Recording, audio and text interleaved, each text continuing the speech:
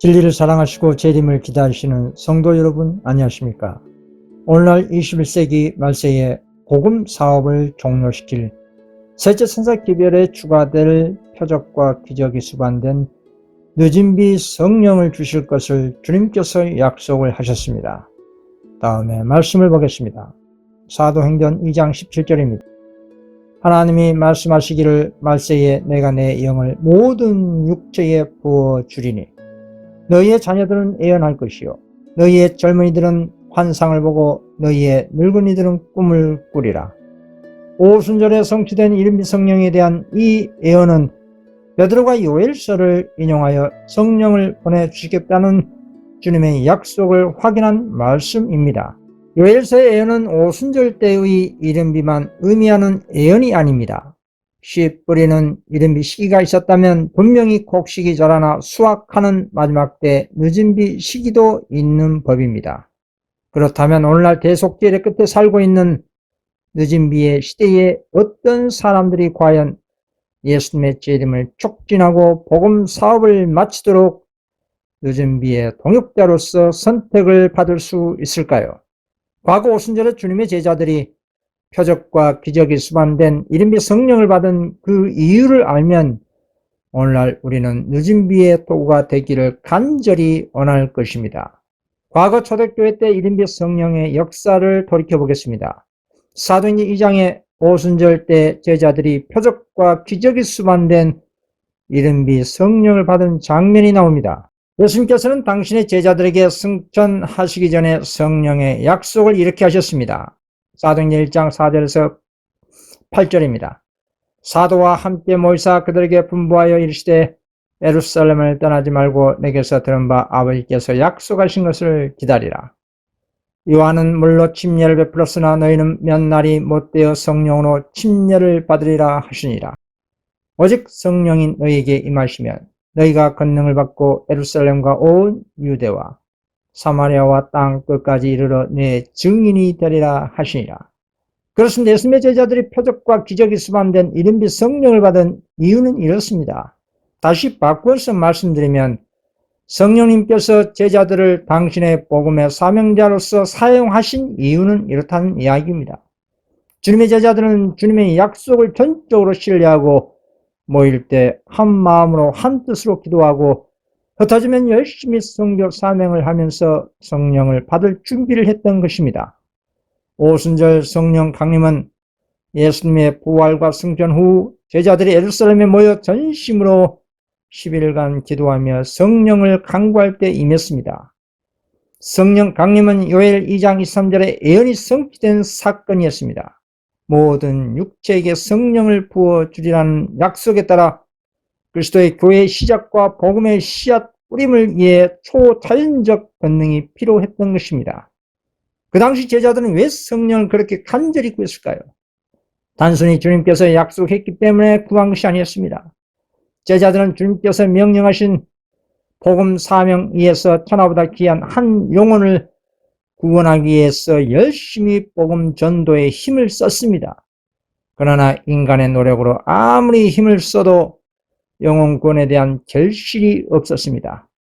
인간의 노력의 한계를 느낀 것입니다. 인간의 노력 그 이상의 무엇이 필요했던 것입니다. 그래서 제자들은 영혼 구원의 사업은 인간의 노력에 더해 성령의 도우심이 절대적으로 필요성을 깨닫고 주님께서 약속하신 그 성령을 달라고 간절하게 기도했던 것입니다. 이것이 핵심입니다. 오늘날 교회들이 전도하는 방식과 완전히 차원이 다른 것입니다. 그 당시 주님의 제자들은 천하보다 귀한 한 영혼을 하나님께 인도하기 위해서 사심없이 일했던 것입니다.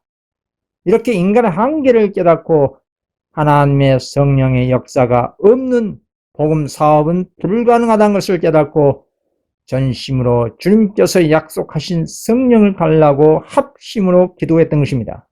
그 결과는 어떻게 나타났을까요? 주님의 제자들이 오순절 다 같이 한 곳에 모여 간절히 기도하고 있을 때에 호련히 하늘로부터 급하고 강한 바람 같은 소리가 제자들이 있는 그 온 집에 가득했다고 성경은 기록하고 있습니다.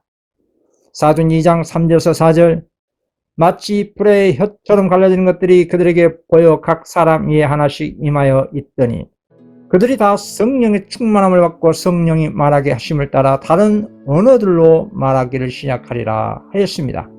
그렇습니다. 이렇게 주님의 복음 사명에 몸과 마음과 뜻과 힘을 다해 열심히 살심없이 선교 사명을 수행한 제자들에게 성령님께서 친히 함께 하신 것이었습니다. 제자들이 예수님의 약속하신 성령을 기다리고만 있는 것이 아니었다 이 말입니다. 성령을 받기 전에 그들은 철저히 회개했습니다. 무엇을 회개했을까요?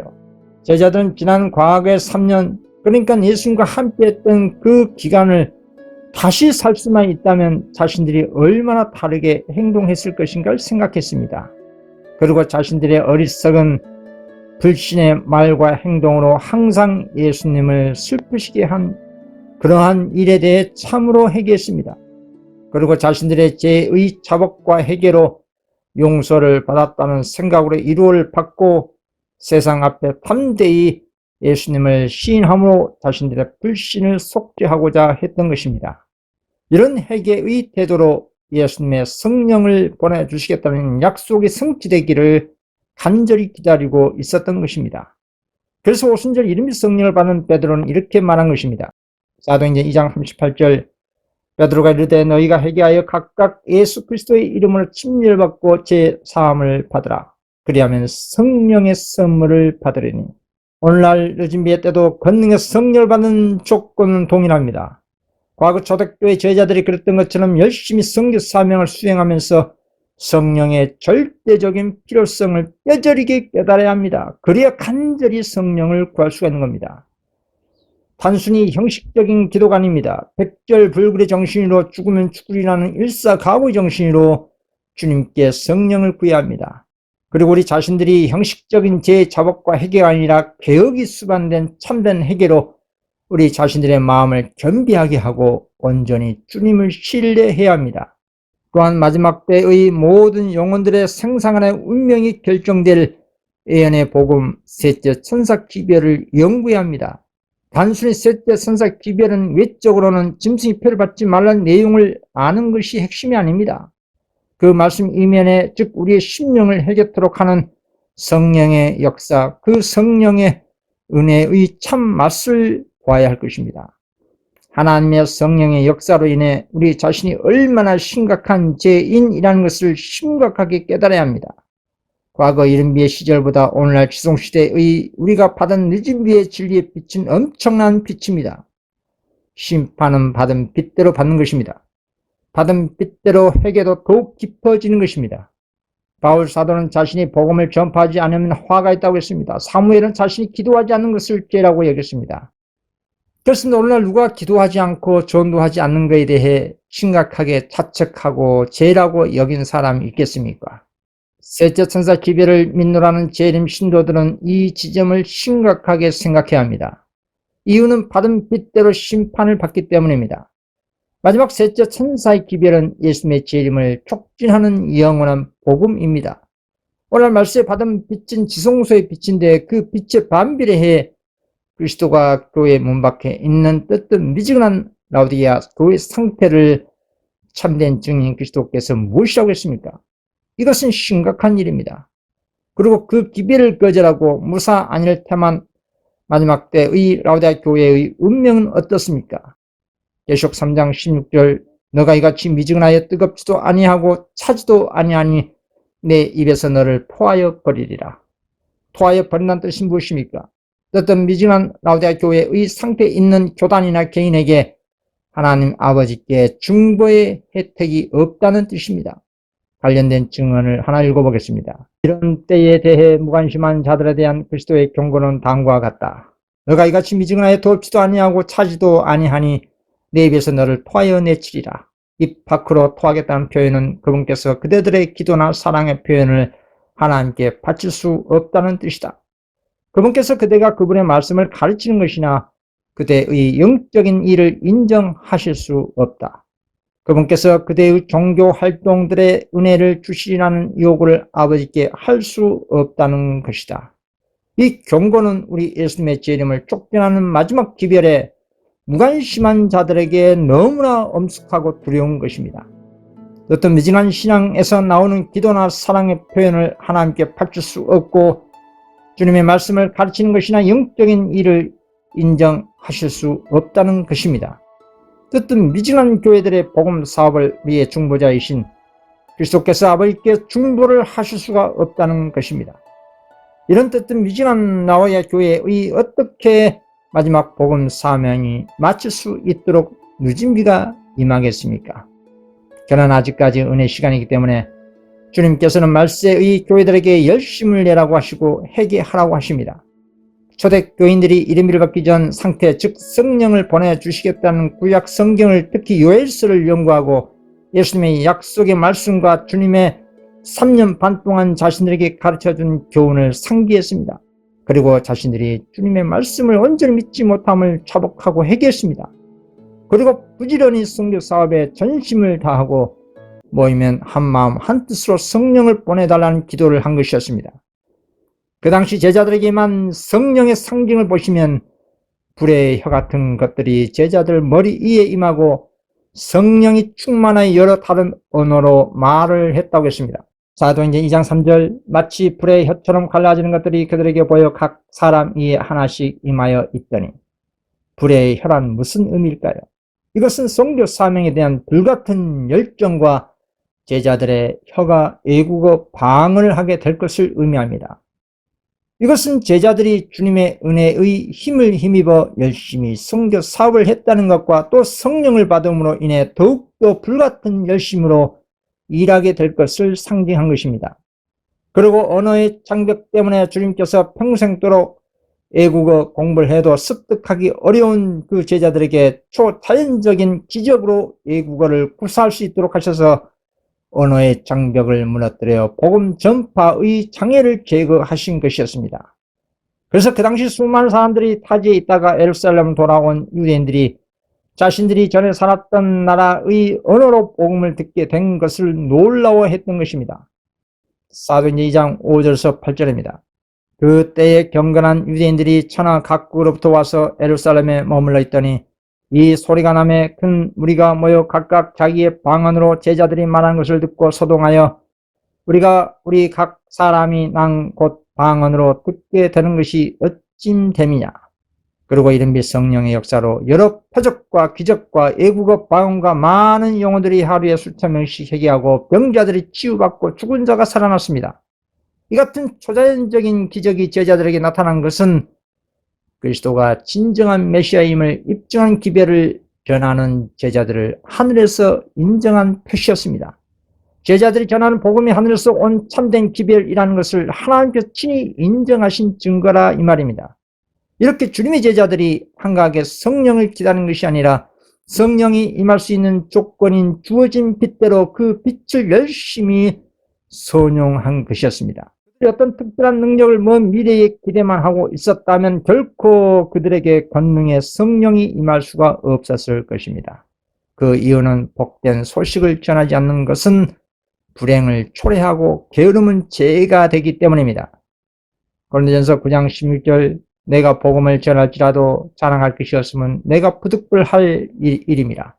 만일 복음을 전하지 아니하면 내게 화가 있을 것이오다. 그래서 바울 사도는 자신이 받은 빛을 자발적이든 자발적이지 않든 사명감을 가지고 일했던 것입니다. 이른비 성령은 복음 사역의 씨앗이 싹트고 자라도록 도우는 역할이었습니다. 반면 오늘날 늦은 빛 때에는 수확하는 시기입니다.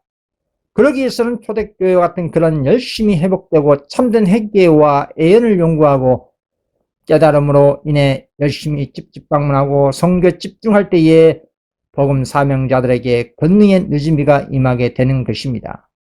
오늘날 21세기의 모든 사업이 끝낼 권능의 늦은비는 여자의 남은 자손이 분명히 받게 될 것을 성경은 예언했습니다. 성경 예언의 관점에서 볼 때 이를 법령의 계도 기간이 1년 정도의 때에 표적과 기적이 수반될 권능의 늦은비가 임하게 될 것입니다. 그때는 오순절 때의 이름이 역사보다 10배 이상으로 능력이 나타날 것입니다. 죽은 자가 살아나고 병자가 치료받고 외국어 방언을 구사한 일이 일상이 될 것입니다. 그 같은 표적과 기적이 수반된 성령의 역사가 왜 남은 자손에게 주어지는 것일까요?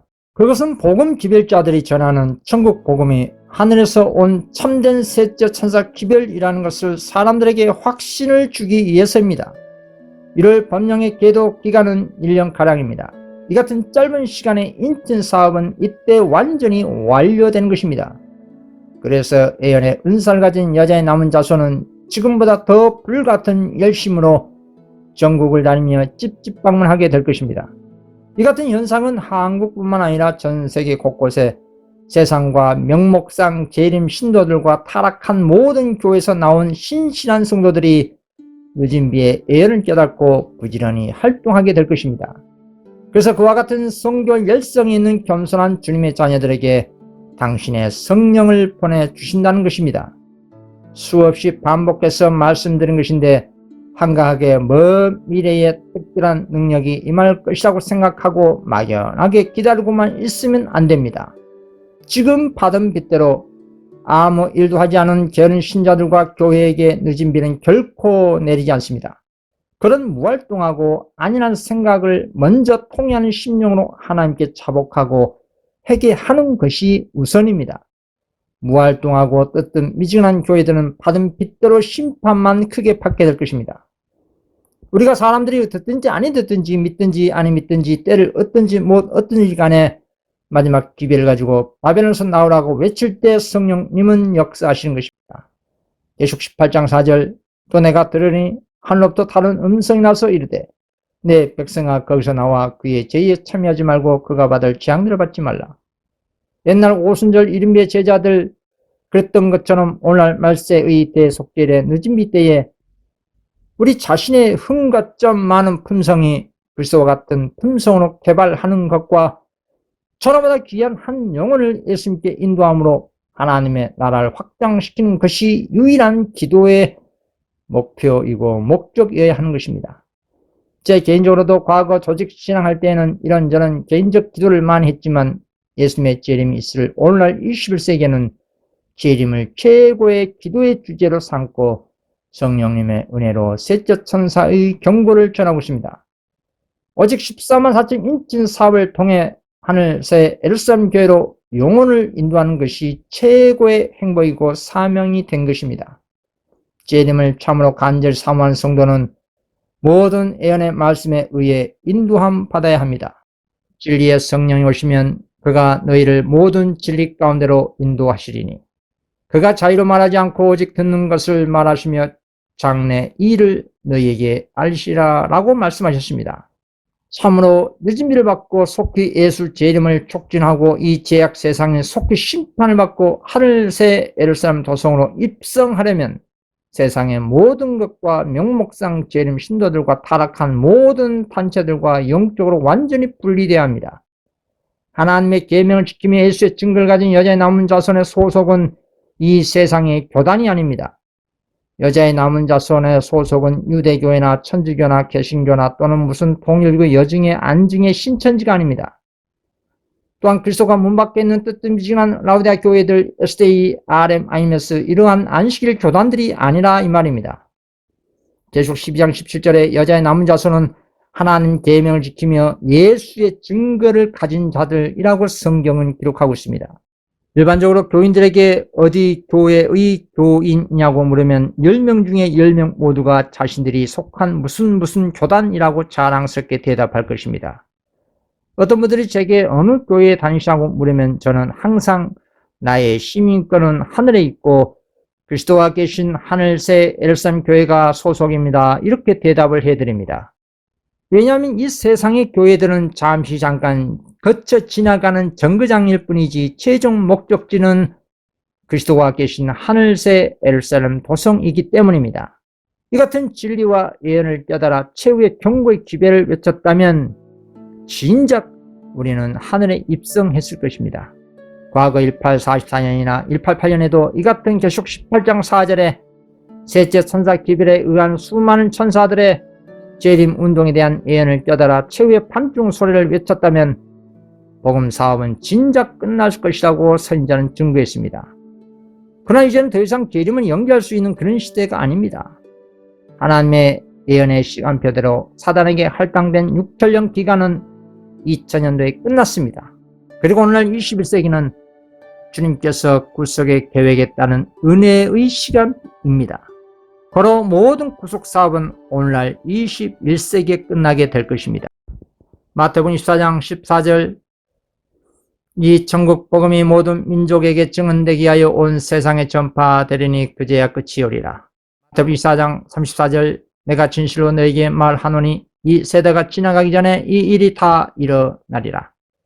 21세기 안에 14만 4천 인친 사업은 속히 끝나고 주님께서는 당신의 백성이 다 찬 영고로 사단의 마지막 카드인 1월 법령을 허락하실 것이고 그 후 7장과 예수 재림으로 망망대해 갔던 긴 구속 사업은 끝나게 될 것입니다.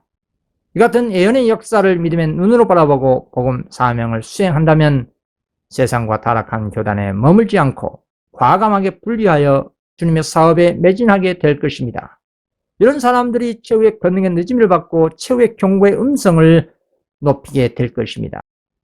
호세아 6장 3절 그러므로 우리가 여호와를 알자 힘써 여호와를 알자 그의 나타나심은 새벽빛같이 어김없나니 비와 같이 땅을 적시는 늦은 벼같이 우리에게 임하시리라 하니라.